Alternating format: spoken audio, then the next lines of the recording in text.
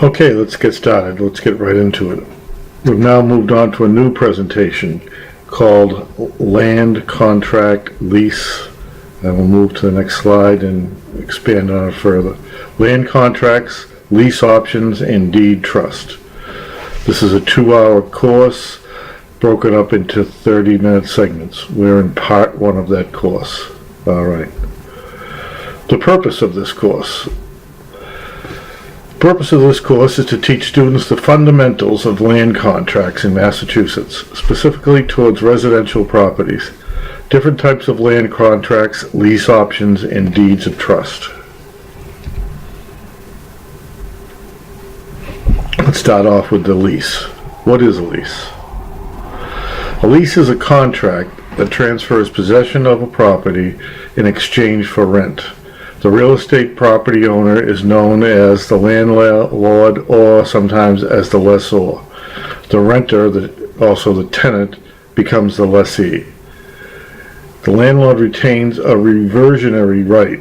In other words, he or she retains the right to use the property as soon as the lease expires. It reverts back to the owner at that point. After the lease expires, the lessee, the former lessee at that time, has no rights retaining in that property. It all goes back to the person who owns the property and leased it out. Continuing, what is a lease? Upon the execution of a lease, the tenant holds a leasehold estate. That's what the tenant holds. That's the rights. That's the phrase that covers the bundle of rights that goes to the tenant. A leasehold estate is a personal property interest that gives the tenant the right to use the property unencumbered without the interference from the lessor for the lease term and in accordance with the lease stipulations. Quiet enjoyment of the property without interference. Requirements of a valid lease. You remember in another portion of this course in the contracts we talked about what the requirements of a valid contract. Now they're not that much different. We're just specifically talking about lease contracts in this segment. What is a contract? Let's go into a review on this. A contract is an agreement between two or more parties, either implied by an act or expressed, orally or in writing. Keep in mind, oral contracts are valid, written contracts are valid.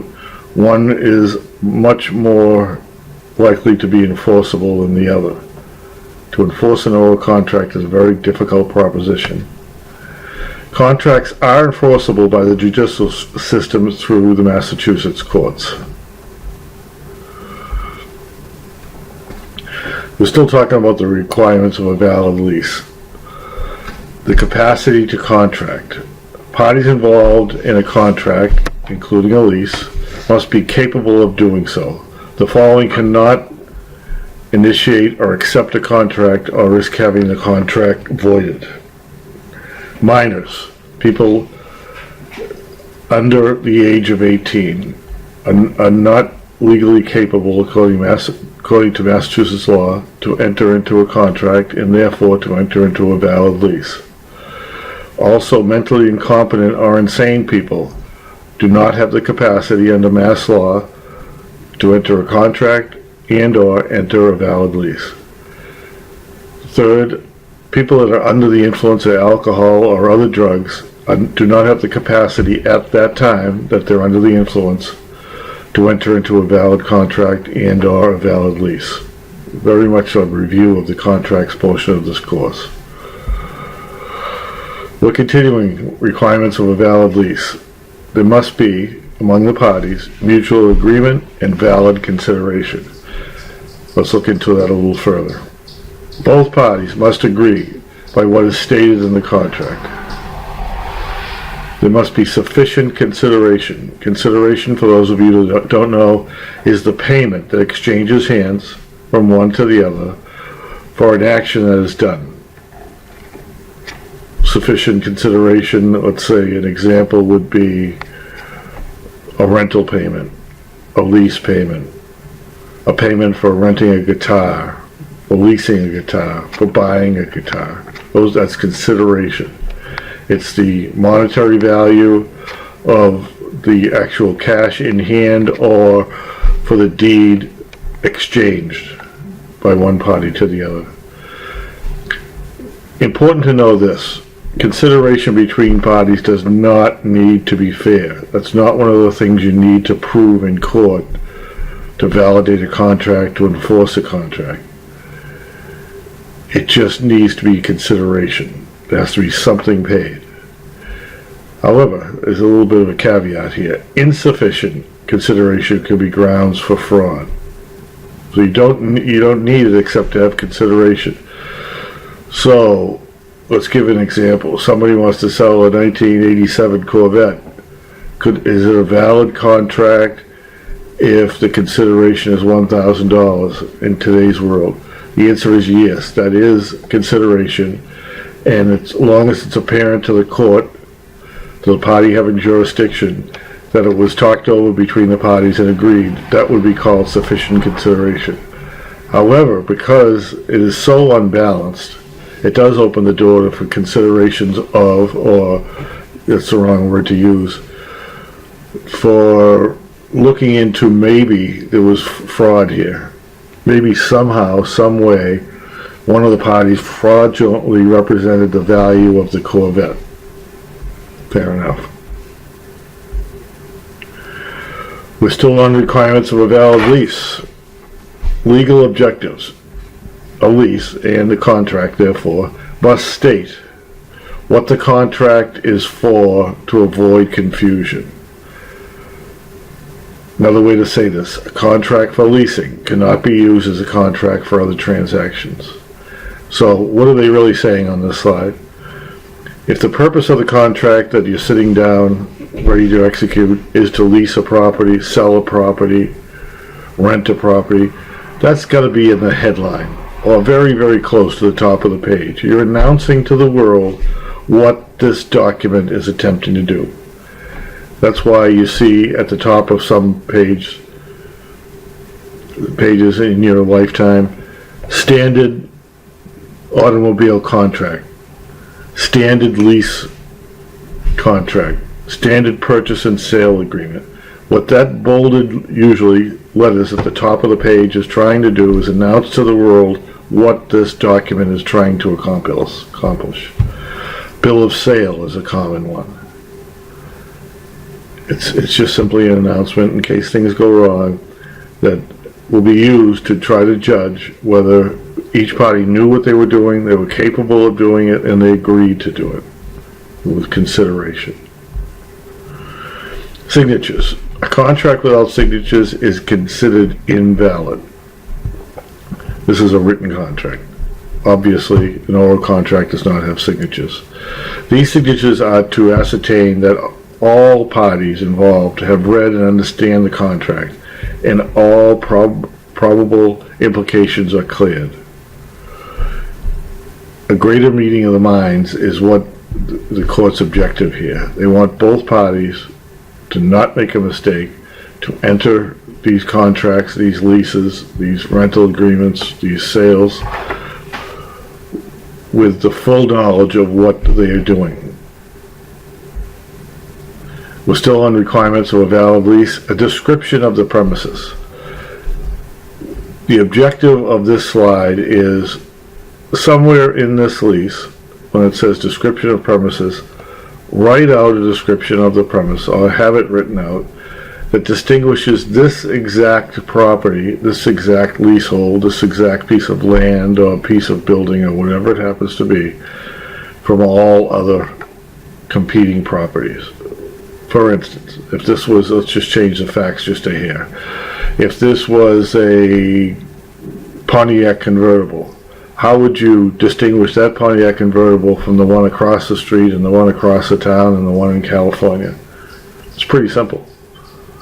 Vehicles have vehicle identification numbers affixed to them.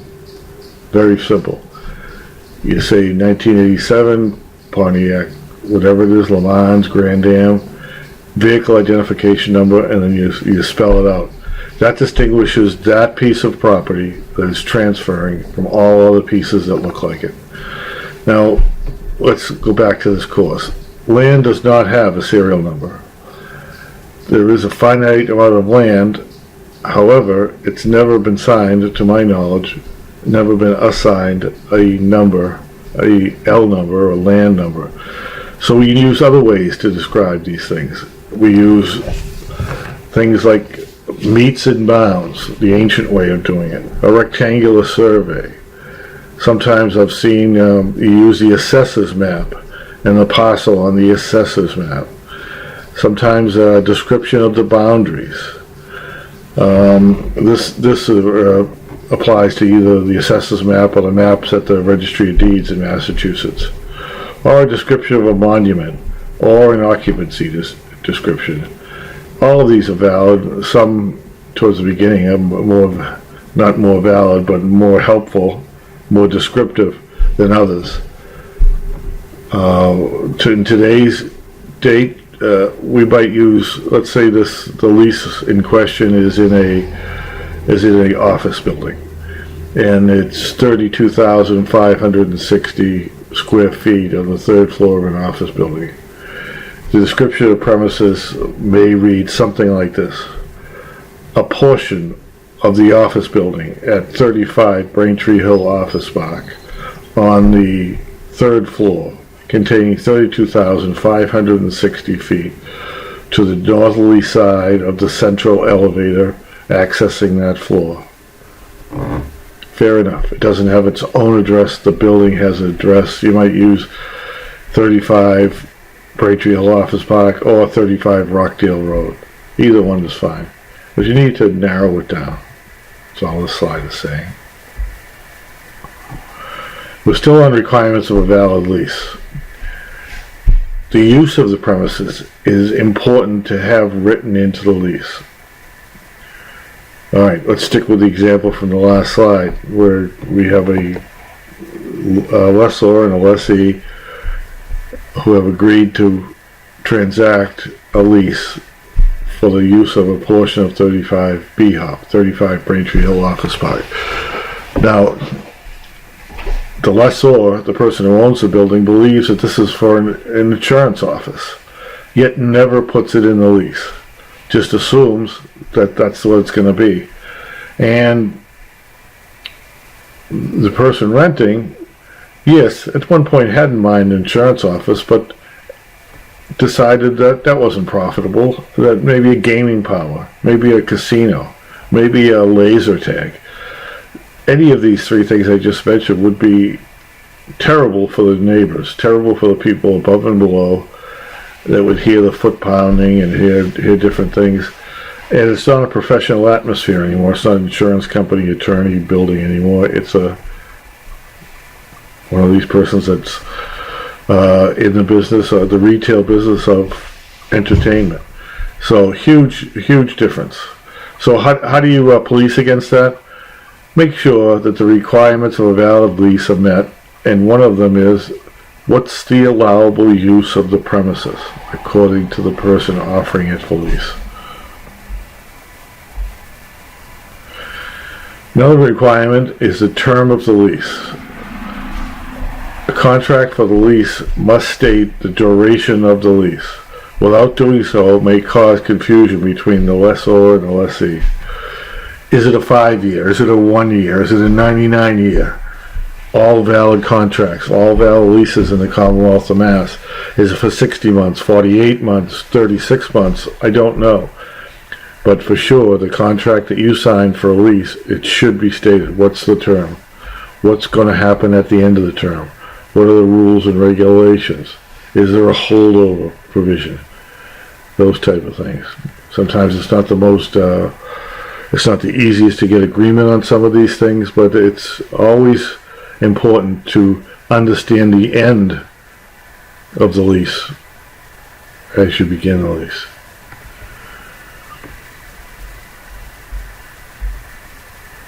We're still on requirements for a valid lease. Now we have one more review. We've seen this before in contracts, if you've already done the contracts portion of this course. Statute of frauds is nothing to be afraid of. It's not that confusing. It's just a terrible phrase, statute of frauds. It's a phrase often used in the contract world.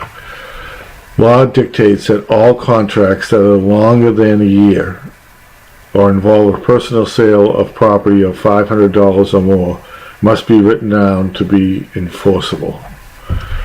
This is an old English concept adopted by the Americans as they came across and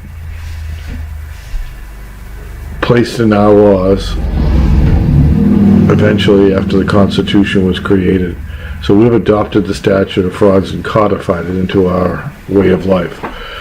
So what this thing is telling you, what the statute of frauds tells you, among other things, is that if you are going to enter into a real estate deal for a lease, and the lease is going to be 1 year or longer, it needs to be in writing.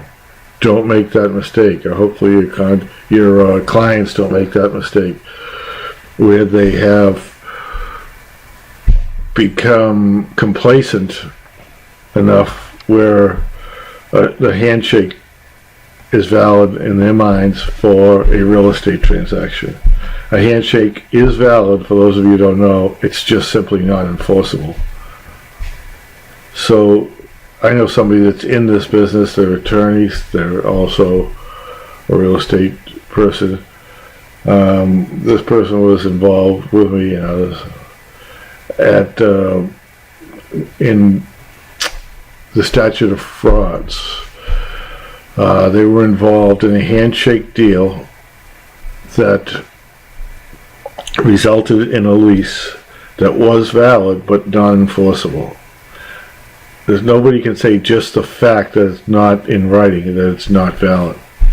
It just, the person, if something goes wrong, one side cannot force the other to do anything. So it's vitally important. Requirements of a valid lease continued. Possession of the premises. The possession of the premises refers to who owns the property being leased. The lessee has possession of the premises for as long as the contract states, and ends when either the term of the contract has ended or the lessee has abandoned the property. Or I will tell you one more thing, or if there's a continuation of the lease, an extension of the lease is going to continue. When there's an automatic renewal of a commercial lease like this, the same terms apply. There's no need to write a new lease. It's just simply you carry, let's say the hours of operation are specific, let's say the parking areas are specific, the square footage, the cost. If someone expresses a need or a want to extend a lease to you, make sure that the language of the extension can be one page referring to the original lease, does in fact refer to the original lease and extend all of the provisions of the original lease. This extension should be dated, it should be in writing, and it should name the parties and have all the basics of a valid contract. Alright, lease options. Maybe a few of you don't even know what a lease option is. Let's find out. A lease option. Clauses in a lease that give the tenant the right to purchase the property under certain conditions.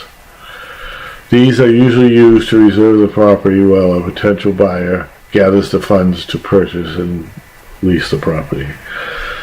Now, a lease option, said in my words, is a contract for the right to buy a property at a specific sum at a future date. So you may offer me a garage today, and I'd say, no, a beautiful garage, but I'm not in the business today of buying or leasing a garage. However, I would like to buy it or purchase an option on that.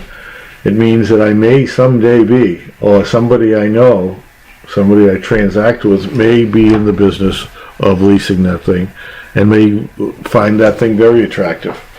So it would behoove me to tie up the property through a lease option, where I give you a certain amount of money and tie up the property, put it in my name only. I'm not worried about Mickey or anybody else walking in here then. and I have a certain amount of time to exercise the lease option. That time is carved out for several reasons. Give me a chance to raise some money, give me a chance to kick the tires, I would call it, or due diligence, other people would call it, to make sure that the zoning fits, and I can get financing, and there aren't many competitors in the area, but it gives me a chance to tie up a property at a certain price, and then go out and maybe look at the other options.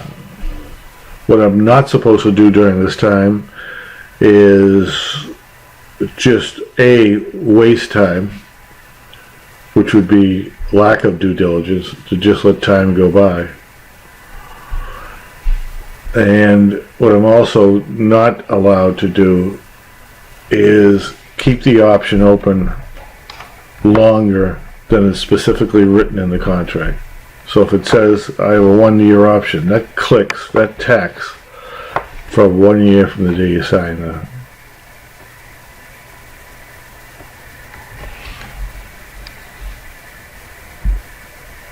Options to renew.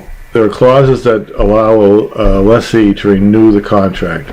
A new contract is formed between the parties as the previous contract is now considered finished.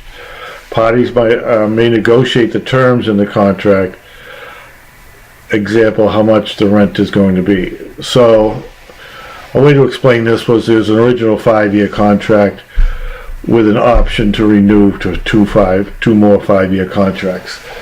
So the original 5-year contract binds the party if both parties, lessor or lessee, if they both sign it, both agree to it.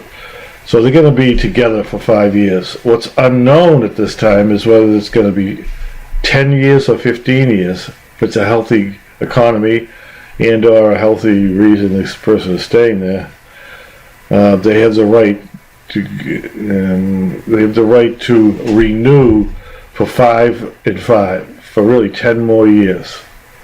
Does it have to be at the same amount? No.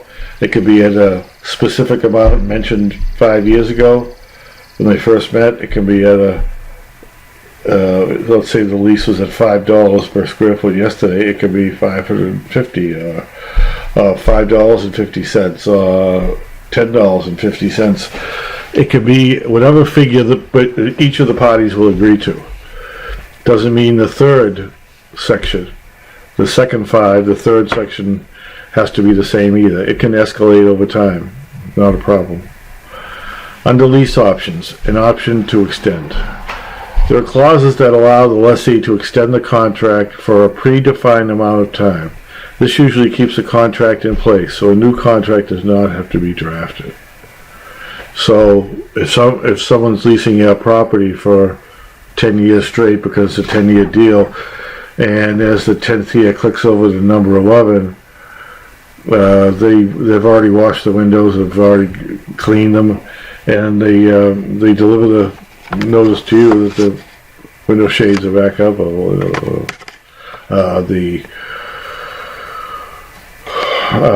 everything is back the way it started, and that they'd like to extend the lease.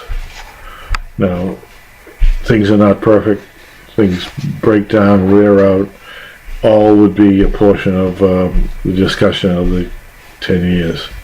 I would not be surprised to see the building owner agree to an extension, yet insist on having some of the things brought up to date or fixed, some of the things that were left behind, whether it's ceiling tiles or damage to the sheetrock or things like that, renewed on the lease anniversary.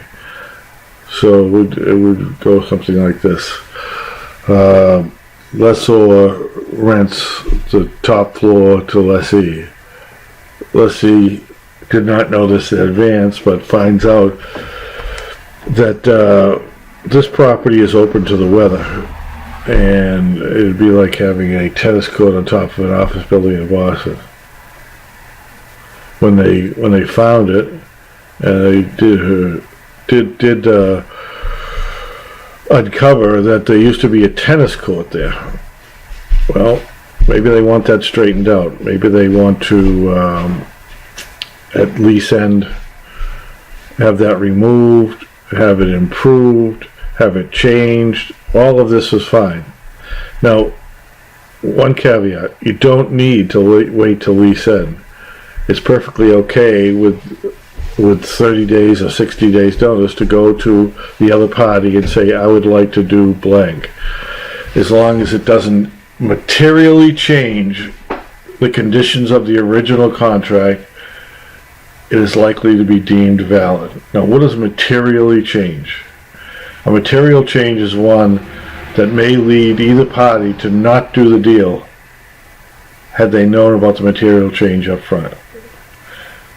Another way to say it, this party that became the lessee maybe could have rented it 5 or 10 different places, but they chose your place. They chose it for a reason. They chose it for convenience, or for cost, or for this, or for that, amenities, carpet, cleanliness. There are many different reasons they could have chosen it, but they chose it on a straightforward basis. Now, it does not mean that they're going to extend under the same. The extension is a chance to renew. It's a chance to right the wrongs of the past. A discussion might go something like this. Sure, I'd be willing to sign for 5 more years, or I'd be willing to sign for 10 more years if you add an executive bathroom to the suite, or if you add a cafeteria to the suite. And I'm not willing to pay an escalation in fees with this renewal, or an escalation in rent, because the market has actually gone backwards and there are some new players in town, new buildings in town, and I don't believe this building demands the kind of rent you're getting right now. So let's move on.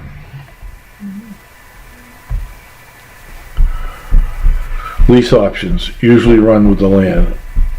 That phrase, usually runs with the land, meaning it means whatever improvement we're talking about, or whatever particular thing on the land, what this is stating usually runs with the land. It stays with the property rather than stays with the owner, or stays with the property rather than stays with an individual.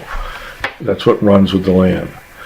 So one might say, I improved the property with a well, and I'm thinking about moving out. How am I going to get my well out? And you might answer, as a real estate professional, the well runs with the land. You made a permanent improvement to the land that is not portable, and therefore it stays as part of the real estate. So runs with the land refers to fixtures in the land that might get added, removed, destroyed during the lease.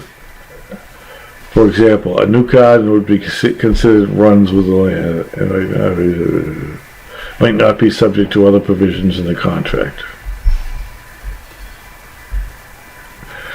Assigning an option. I guess the question here is, if two parties make a deal, one to sell and one to buy, a purchase option on a piece of property, on a piece of land or building, or a lease itself, is that item itself, is that document sellable? And usually it is. So you can, as a consumer, assume you found, let's just say this is a purchase and sale deal, we'll change the facts a little bit. You found a buyer for your home, or the home you just listed. It's a 3-family in Dorchester. And in the P&S agreement, you successfully, under the buyer's insistence, you successfully placed on the lines Mr. and Mrs. John Jones or their assignee. What that actually means is Mr. and Mrs. Jones are going to purchase that property. They have substantial wherewithal to do so. However, they might assign their rights in that property to another. Why would someone do that? Someone might do that because they can make a profit doing that. For instance, if they can bargain for it and get it at a lower than retail price, they could make a few bucks by turning it over and selling the lease. Why else might they do it? Things change. Accidents happen. Health happens. So there are very, very many reasons why things can change. In real estate law, an option is a right to buy a property for a specific price at a specific time. Might read something like this: I will buy the 4.2 acres on the northeast corner of Wells Avenue and Shawmut Ave on December 31st, 2015. All right, let's move on to the next slide, and that'll probably be the last slide in this sequence. First right of refusal. Another little caveat, another little phrase in this portion of the real estate law. It refers to the right of a lessee to be the first to re-sign the lease or the purchase of a contract. This is not mandatory in all contracts, but usually very common. Now, a first right of refusal may be something like this. You rent a space for your real estate office for 5 years from a local real estate mogul, and you write into the contract, and that person agrees that you have the first right of refusal on the other end. So once you're into this property for 4.9 years, 4.11 years, the conversations begin about a renewal, and this binds the lessee to talk to you and get your first right of refusal and see if you want to do it, rather than just ignoring you and going to the open market or going to what they might perceive a more preferable buyer. Okay, I'm still feeling a little bit under the weather. I apologize for zoning out a couple times during that tape. I've had a cold and I'm just about over it, and let's conclude part 1 of this land contracts and leases, and I'll see you in part 2 shortly. Thank you.